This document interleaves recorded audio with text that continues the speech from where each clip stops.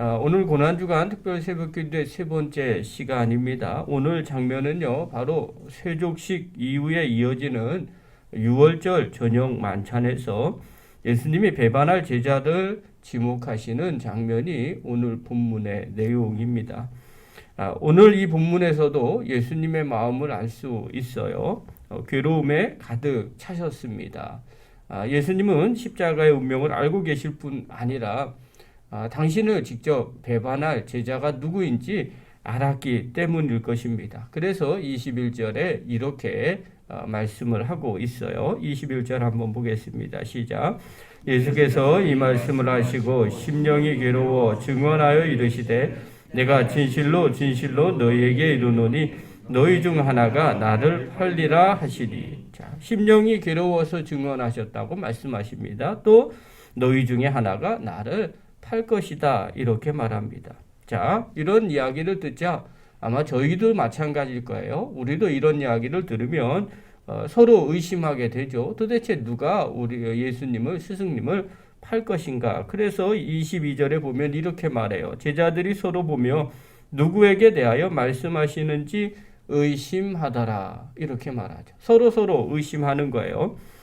자, 그러면서 어떻게 이야기하느냐? 아마 서로 눈치를 주면서 그 배신자가 누군지 두리번거렸을 것 같습니다. 그리고 눈치를 줘요. 24절부터 25절 한번 봅시다. 24절, 25절 시작. 시몬 베드로가 머리짓을 하여 말하되 말씀하시는 자가 누구인지 말하라 하니 그가 예수의 가슴에 그대로 의지하여 말하되 주여 누구니까? 자, 예수님의 사랑하는 제자 요한이죠. 요한이 예수님 가슴 옆으로 가까이에 있었어요. 그러니까 베드로가 그 요한에게 머리짓을 한 거예요. 머리짓은 이렇게 표현하죠. 이거예요. 이게 머리짓이에요. 그러니까 지금 요한에게 눈이 맞은 거예요. 베드로가. 예수님이 이 말 하니까 너무 궁금하니까 이렇게 물어본 거예요. 야, 네가 가까우니까 뭐 얘기 좀 해봐. 물어봐 줘. 그러니까 요한이 물어본 거예요. 주여 누구니까? 이렇게 물어본 거죠.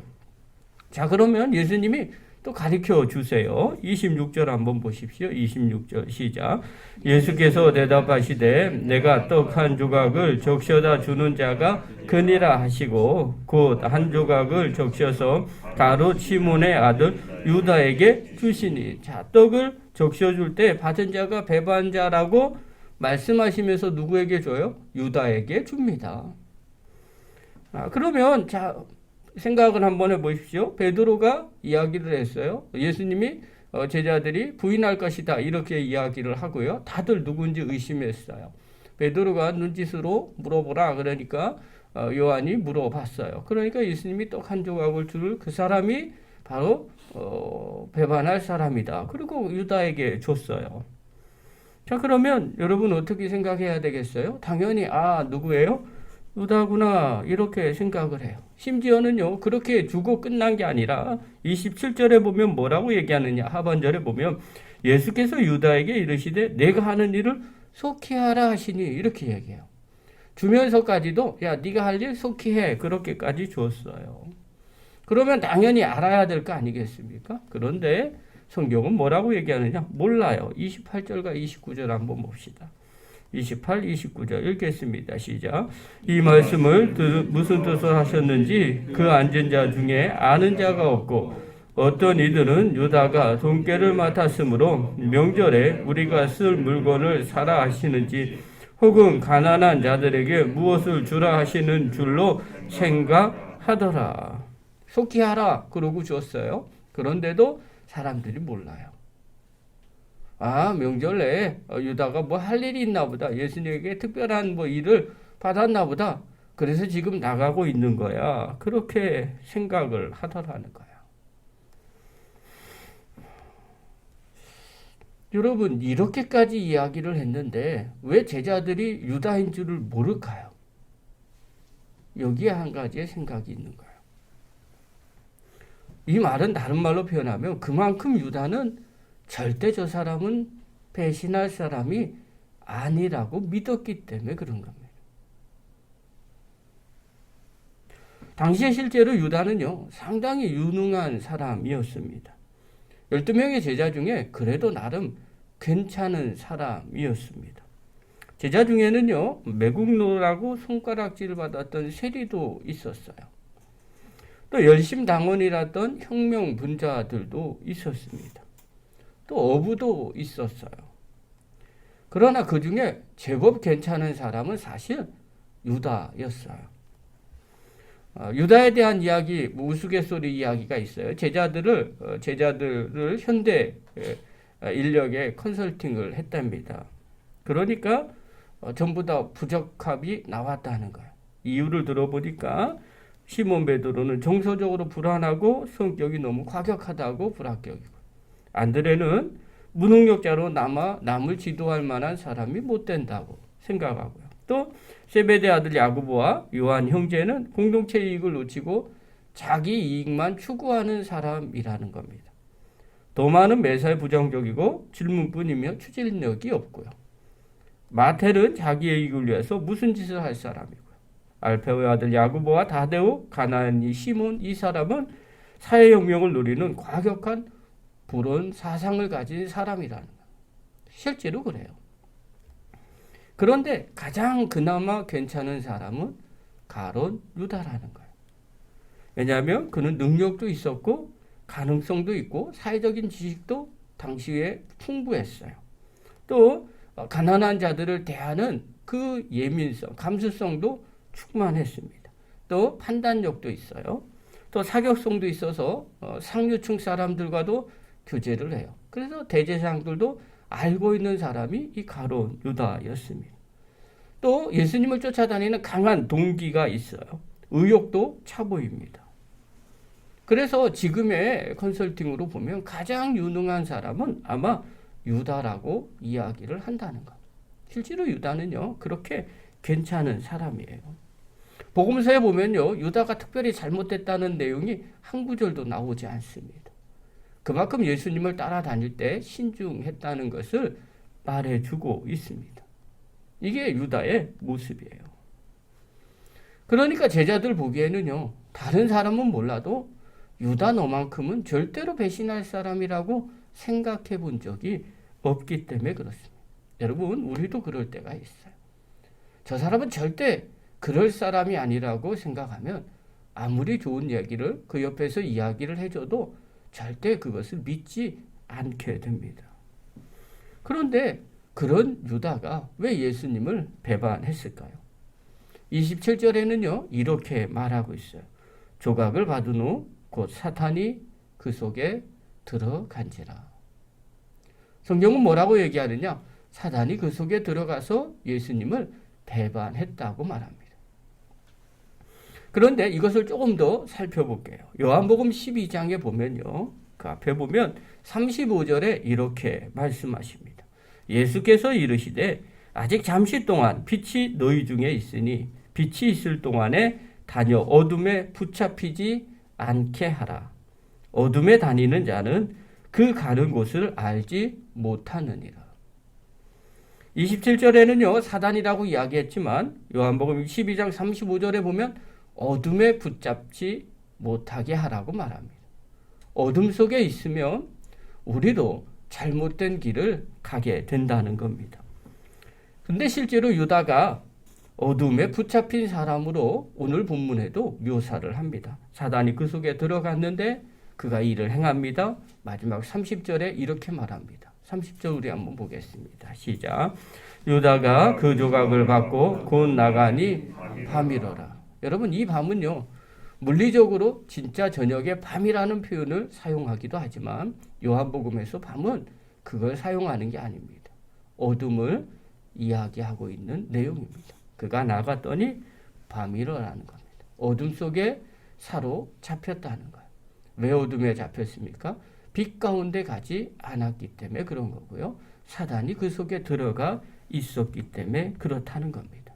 여러분, 이 말씀을 종합해 보면 유다가 왜 예수님을 배반했는지를 알게 되는 겁니다. 사단에게 사로잡혀서 빛을 보지 못하고 어둠에 붙잡혔기 때문에 그렇습니다.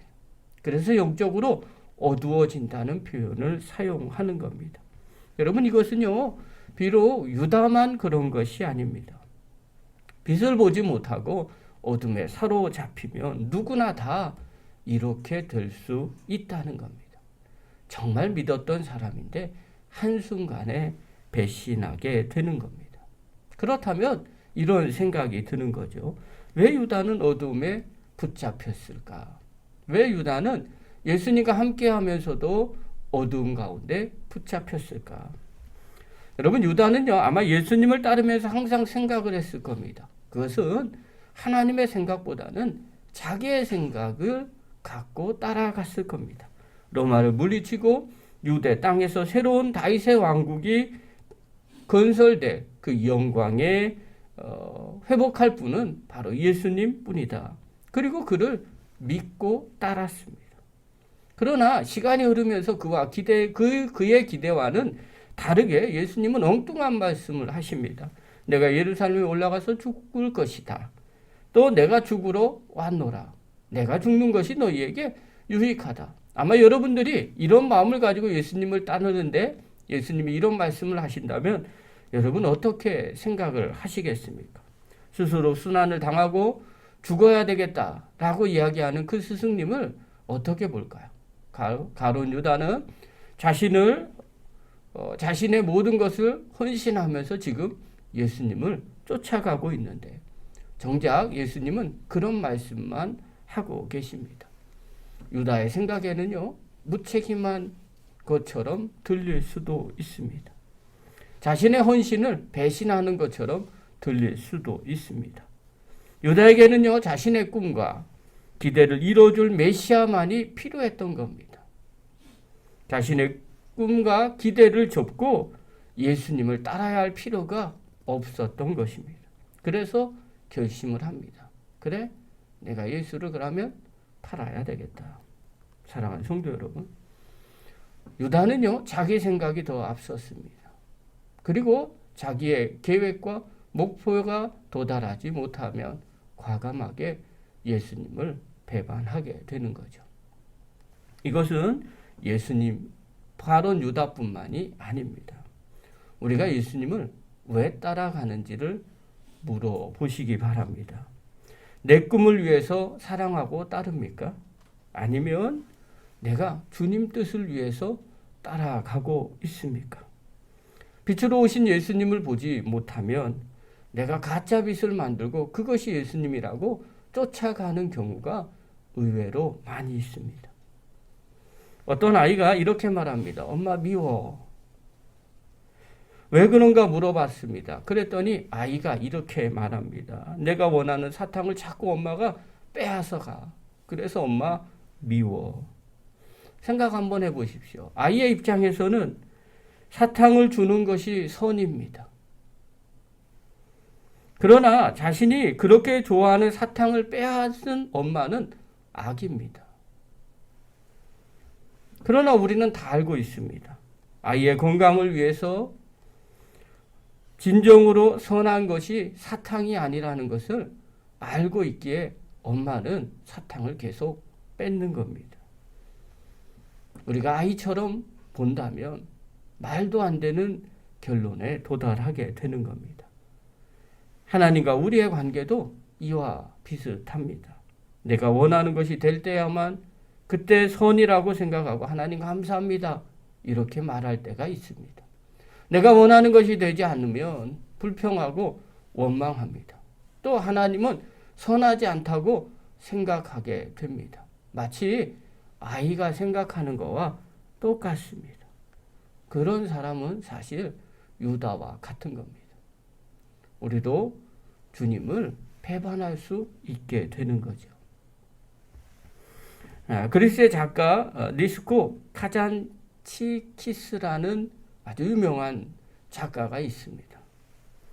그가 수도원을 여행하는 중에 쓴 정말 주옥 같은 글이 하나 있어요. 어느 날 한 수도사를 만났는데 그가 금방 쓰러질 듯 기진맥진해 있었습니다. 카자차키스라는 이 작가가 물었어요. 수도사님은 아직도 사탄과 씨름하고 계십니까? 너무 힘들어 보입니다. 수도사가 대답을 합니다. 웬걸요? 사탄과 싸움은 벌써 끝났습니다. 아니 그러면 누구와 싸우기에 그렇게 지쳐 있습니까? 수도사가 다시 대답을 합니다. 하나님과 싸우지요. 이 말에 깜짝 놀란 작가가 다시 물어봅니다. 하나님과 싸운다고요? 설마 하나님을 이길 수 있다고 생각하는 겁니까? 수도사가 마지막으로 대답을 합니다. 아닙니다. 저는 하나님께 지려고 싸웁니다. 그런데요, 하나님께 지는 것이 이리도 어렵습니다. 여러분, 유다가 실패한 것이 바로 이것입니다. 자기가 예수님을 이겼던 겁니다. 예수님은 십자가 지시고 우리를 구원하시기 위해서 피와 물을 다 흘리실 그 계획을 갖고 계셨는데 유다는 자기 생각만 앞섰던 겁니다. 유다에게는 예수님 십자가 지는 것보다 그리고 죽으시는 것보다 내가 원하는 대로 이 땅을 회복하는 것이 더 좋다고 생각을 했습니다. 자기 생각이 앞서니까 결국 예수님을 부인하게 됩니다. 이것은 유다만 그런 것이 아닙니다. 오늘 우리도 마찬가지입니다. 예수님을 믿어도 여전히 불안하고 예수님의 생각보다 내가 보기에 믿음직하고 지혜로워 보이고 또 유익해 보이는 것만 따를 때가 있습니다. 그러나 우리가 믿는 하나님은 선하시고 또 그분이 내 삶을 이루어 주시는 일 그리고 선한 계획이 있음을 반드시 믿는 사람들이 바로 믿음의 사람들입니다. 여러분, 우리 마음에 하나님 생각이 내 생각보다 더 중요하다고 생각하는 사람, 그런 사람이 예수님을 따르고 배반하지 않고 섬기게 됩니다. 우리의 신앙을 한번 점검해 보시기 바랍니다. C.S. 루이스가 쓴 내용이 있어요. 제 마음 가운데 늘 생각하고 있는 것입니다. 그가 이런 이야기를 합니다. 우리 자신이 살아있는 집이라고 생각해 보십시오. 하나님이 오셔서 그 집을 다시 지으십니다. 예수님을 영접하고 우리가 하나님의 거룩한 집이 되죠. 그리고 주님이 우리의 집을 새로 짓습니다. 나는 마음 가운데 이런 생각을 합니다. 주님이 내 안에 오셨으니 내 집을 새로 짓는데 좋은 오두막집을 지었으면 좋겠다. 그렇게 생각을 합니다. 처음에는 그가 하는 일이 이해가 됩니다. 하수구를 고치고 지붕 새는 것을 막아주십니다. 이때까지만 해도 이해를 합니다. 그렇지. 주님께서 우리 집에 오셔서 내 몸을 새로 고치고 계시는 거야. 이것은 필요한 일이기 때문에 전혀 놀라지 않는다고 합니다. 그런데 얼마 안 가서 집을 마구 때려 부수기 시작합니다. 지독하게 아플 뿐만 아니라 도무지 이해할 수가 없게 됩니다. 도대체 내 안에 계신 주님이 무엇을 하고 계신 거지? 내 생각은 오두막집인데 주님은 내 몸을 통째로 다 부셔버리는 거죠. 주님은 우리의 생각과 전혀 다른 집을 지으시려고 계획하고 계셨던 것입니다. 한쪽 벽을 새로 세우고 저기에는 바닥을 더 깔고 탑을 새로 올리고 마당을 만들어 버리는 겁니다. 나는 좋은 오두막집을 생각했는데 주님은 내 안에서 궁전을 짓고 계시는 겁니다. 그리고 그는 친히 그 궁전에서 살 계획을 갖고 계신 겁니다. C.S. 루이스가 이야기를 합니다. 여러분은 오두막집을 짓고 싶습니까? 아니면 주님이 원하는 궁전을 짓고 싶습니까? 여기에 답은 딱 하나입니다. 제가 옳은 것이 아니라 주님이 옳습니다. 하나님이 옳다고 생각하는 그 사람만이 주님 뜻에 순종할 수 있게 됩니다. 오늘 고난주간을 맞이해서 가룟 유다가 왜 예수님을 배반했는지를 다시 생각해 보시기를 바랍니다. 그는 진짜 빛을 쫓아간 것이 아니라 자기가 만든 가짜 빛을 쫓아갔어요. 그리고 어둠 가운데 거하자 그는 예수님을 배반할 수밖에 없게 된 것이죠. 사랑하는 성도 여러분, 우리가 날마다 내 생각보다 주님 생각이 옳다고 고백하십시오. 하나님은 선하신 분이시라는 것을 반드시 믿으십시오. 그리고 그 주님 뜻이 옳다고 믿는 사람들은 반드시 주님이 원하는 생각을 하게 됩니다. 내 생각과는 달라도 주님의 더 큰 계획이 있다고 믿고 따르고 그리고 섬기고 살아갑니다. 그것이 바로 자기의 십자가를 지고 살아가는 성도의 모습입니다. 사랑하는 귀한 성도 여러분, 날마다 마음과 한데 새기시고요. 주님이 옳습니다. 이 고백으로 주님을 동행하면서 하나님 뜻대로 살아가는, 그리고 끝까지 주님을 쫓아가는 믿음의 거룩한 종들 되기를 간절히 축원합니다. 기도하겠습니다.